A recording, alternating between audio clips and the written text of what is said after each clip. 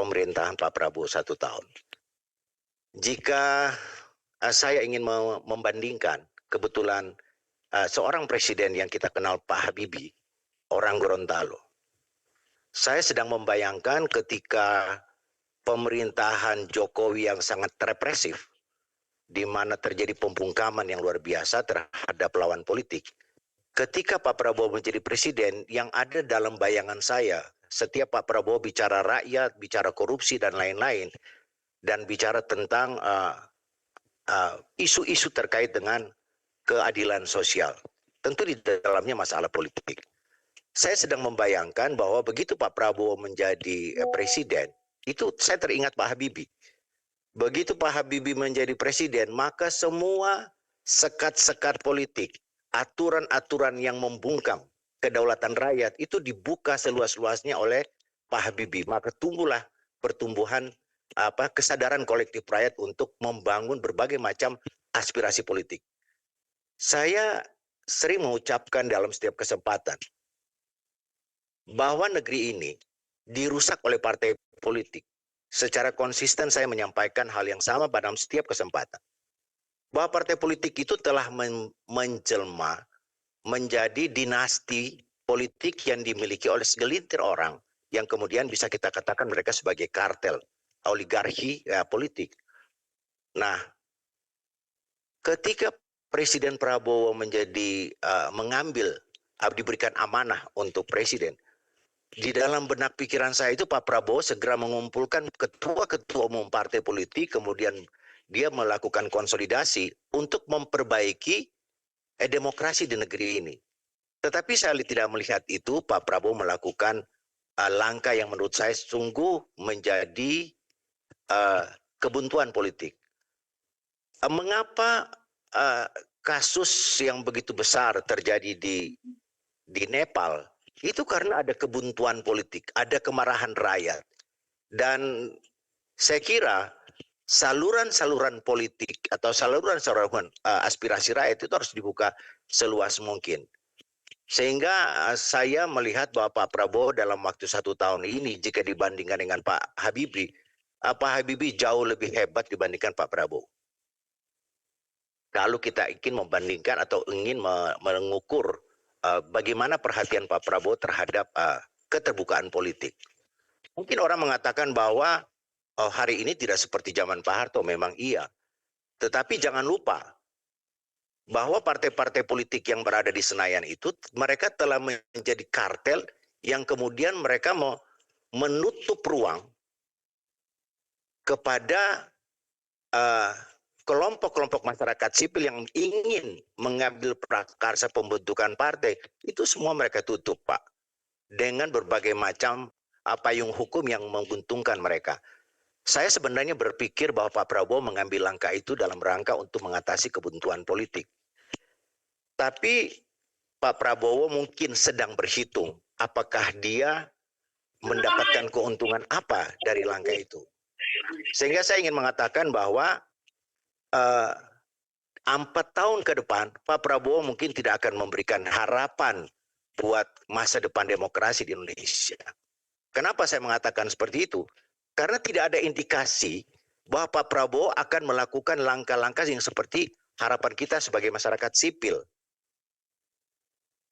Yang terjadi hari ini jika kita lihat bahwa partai politik itu sudah menjadi seperti perbudakan modern.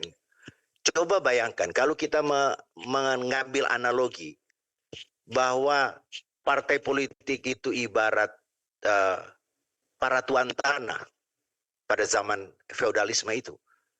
Maka para penggarap tanah-tanah para tuan tanah ini adalah anggota DPR. Jadi perbudakan politik modern itu dilakukan oleh partai politik.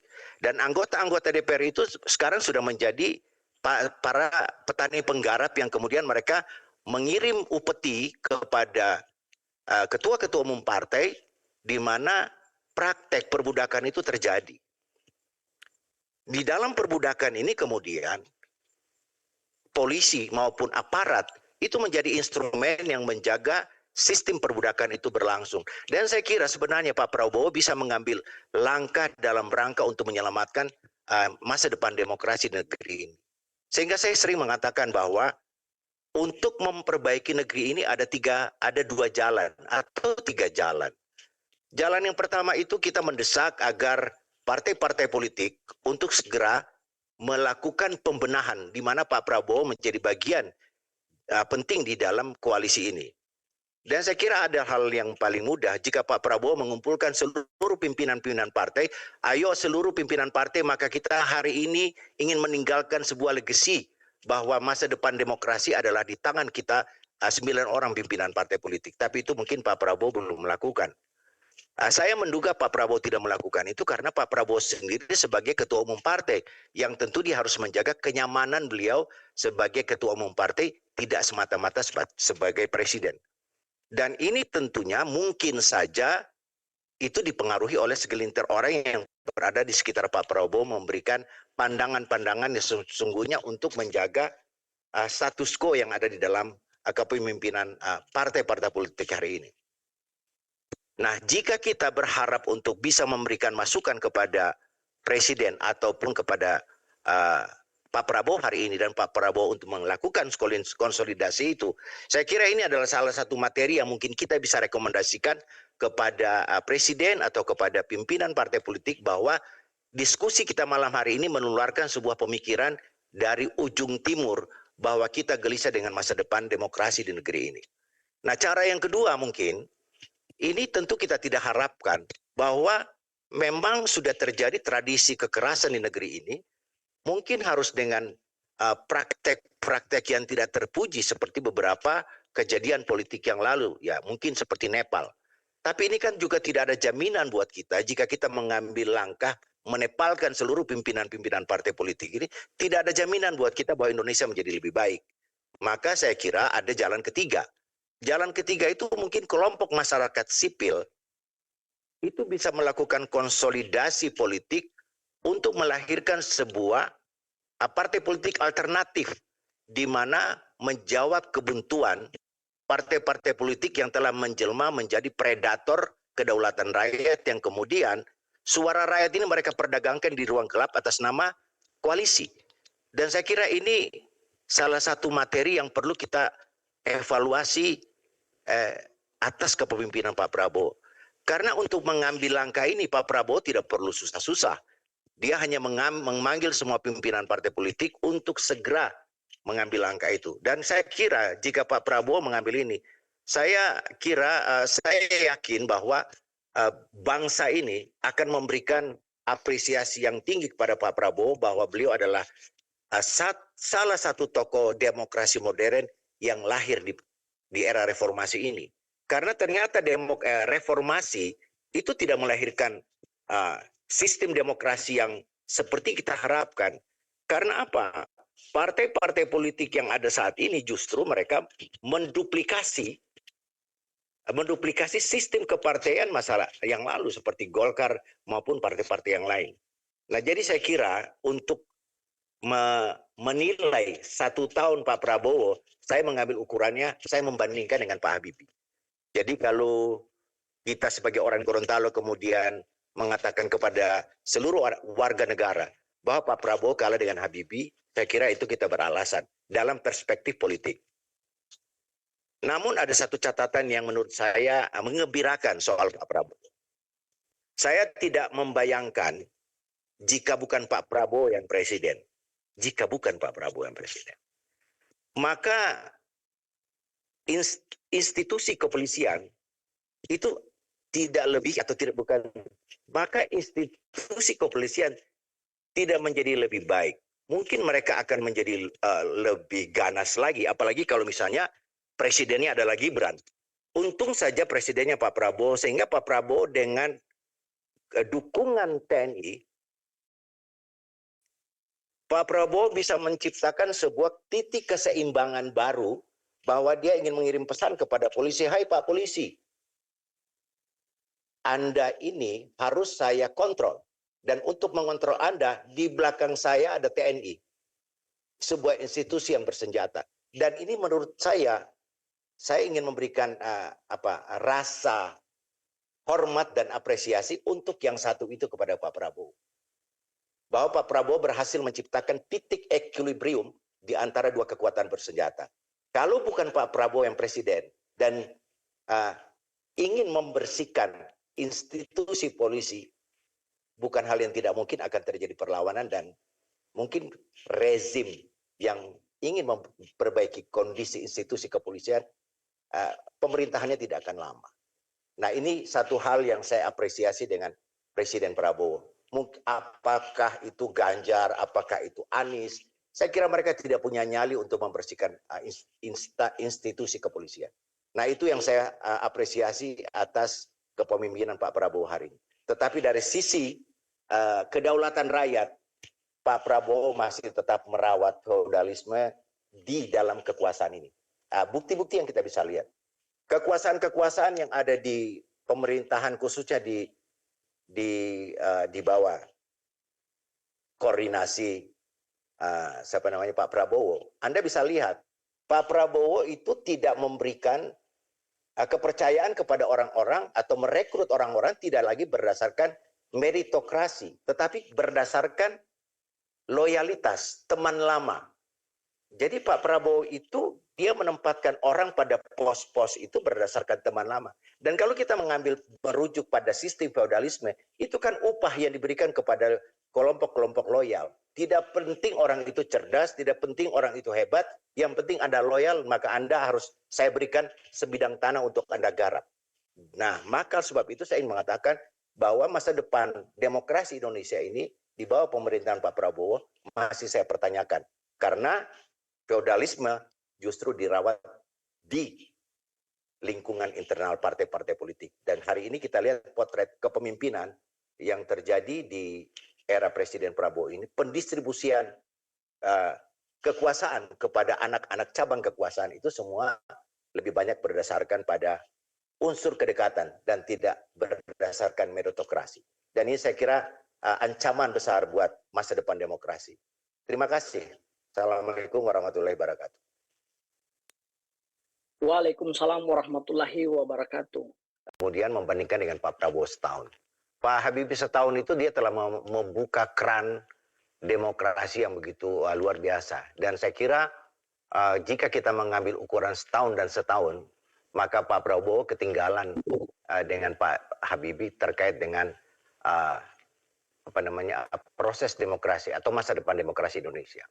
Saya ingin mengajak teman-teman untuk untuk melihat secara komprehensif bahwa persoalan yang kita hadapi hari ini, ini adalah akar masalah kita ada pada sistem politik kita. Tentu saya melihat dari perspektif politik. Kalau Pak Ointu melihat dari sisi kebudayaan, tentu saya menggunakan perspektif politik. Bahwa akar masalah kita ini rakyat tidak berdaulat. Mengapa kita memilih demokrasi? Karena demokrasi ini menjanjikan ada kesetaraan. Demokrasi ini adalah jalan pintas menuju kemakmuran. Demokrasi ini menjanjikan keadilan sosial. Demokrasi kita pilih karena sebelumnya tata kehidupan sosial politik kita itu sangat feodalistik.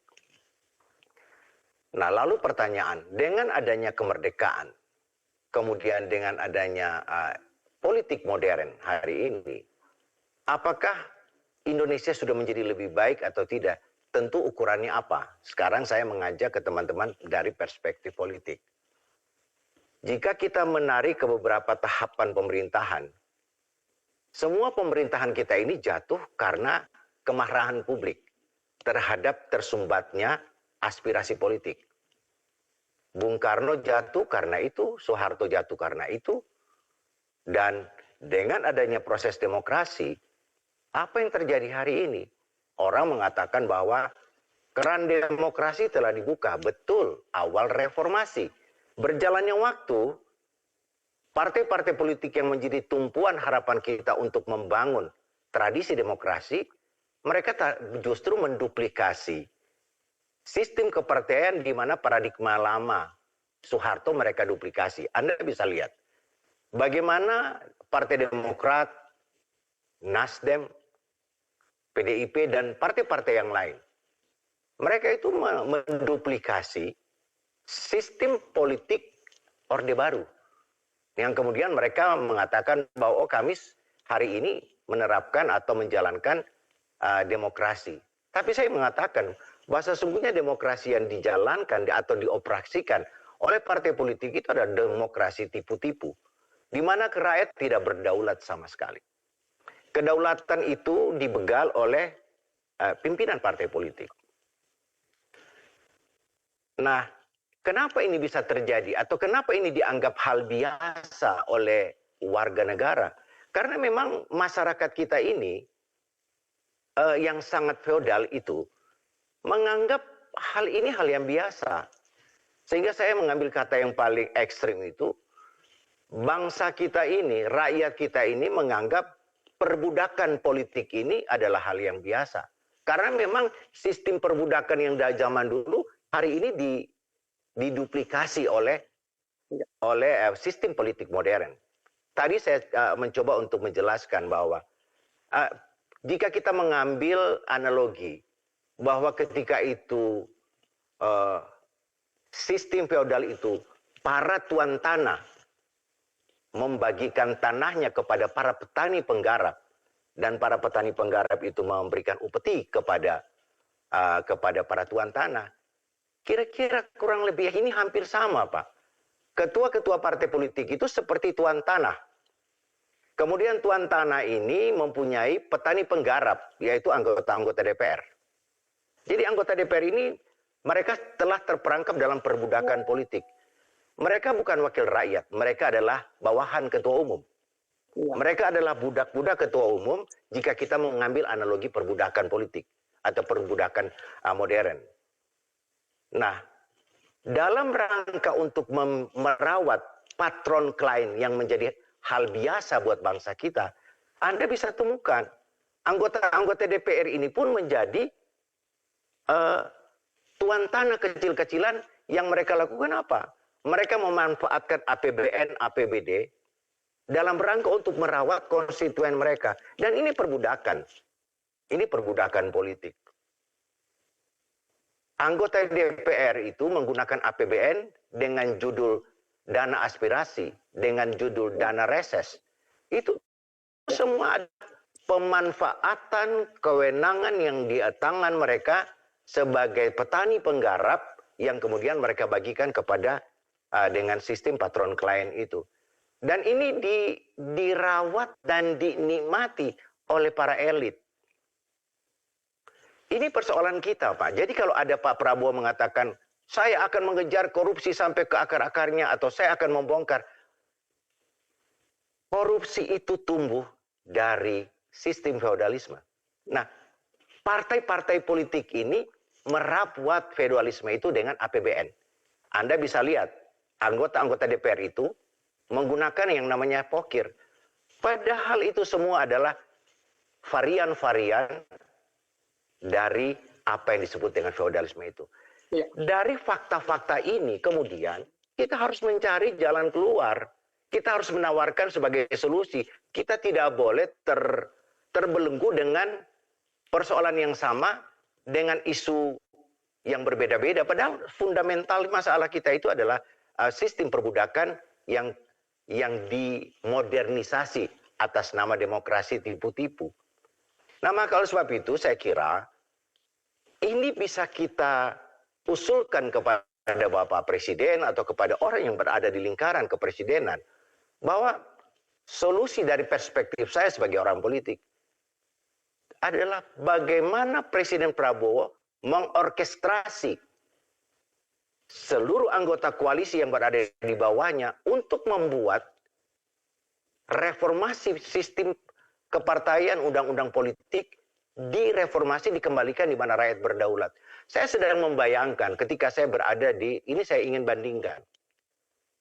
Ketika saya berada di Amerika Serikat itu, saya melihat satu kejadian luar biasa. 3 hari seorang pejabat publik dipersoalkan di media massa. Hari keempat dia diganti, Pak. Di Indonesia sudah masuk penjara pun masih dirawat oleh ketua umum partai. Karena apa? Mekanisme untuk mengganti pejabat publik itu ada di tangan raja ketua umum. Nah, ini sebenarnya jika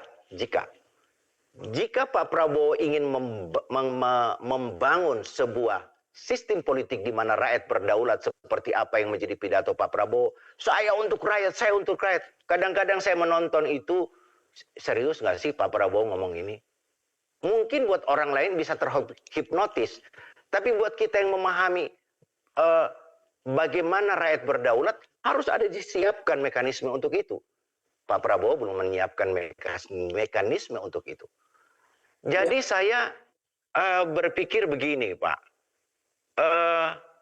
Ini adalah Ini adalah sebuah informasi yang seharusnya menjadi kesadaran publik. Artinya begini, Pak. Di bawah kepemimpinan Pak Prabowo ini, kita sebagai orang politik tentu menaruh harapan besar dari perspektif demokrasi. Jika mungkin ada orang mengatakan Pak Prabowo hari ini ingin meyakinkan dirinya, selain dia menempatkan militer sebagai penopang kekuasaan, di mana militer mempunyai sejarah panjang dengan dirinya. Tetapi Pak Prabowo juga menduplikasi hal yang sama, menempatkan orang-orang dekatnya pada pos-pos penting, dan dia mengabaikan yang namanya meritokrasi. Mungkin dari sisi kita sebagai orang Indonesia Timur, atau kita sebagai orang Manado, atau sebagai orang Gorontalo, kita melihat itu adalah sebuah kepedulian dia terhadap ikatan emosional dia dengan sebagai orang kawasan, orang dari Manado dan Minahasa. Tetapi dalam perspektif kita sebagai pelaku politik atau demokrasi, itu Pak Prabowo mengabaikan meritokrasi. Dan itu saya kira catatan penting buat saya bahwa Pak Prabowo tidak serius membangun yang namanya kedaulatan di tangan rakyat. Baik. Nah, jadi mekanisme kedaulatan rakyat itu harus disiapkan secara sungguh-sungguh dalam sebuah kajian yang serius, bahwa Pak Prabowo saatnya ingin, menurut saya, inilah saatnya Pak Prabowo meninggalkan legasi bahwa dia akan dicatat oleh sejarah bangsa ini sebagai peletak dasar demokrasi modern, Pak. Ini pandangan saya. Terima kasih. Assalamualaikum. Ya, baik. Waalaikumsalam warahmatullahi wabarakatuh, Bang Amos yang sudah memberikan pandangan yang luar biasa. Tadi memang bicara soal petani politik dan juga perbudakan politik, ditambah juga dengan permintaan untuk Presiden Prabowo dapat mereformasi partai politik.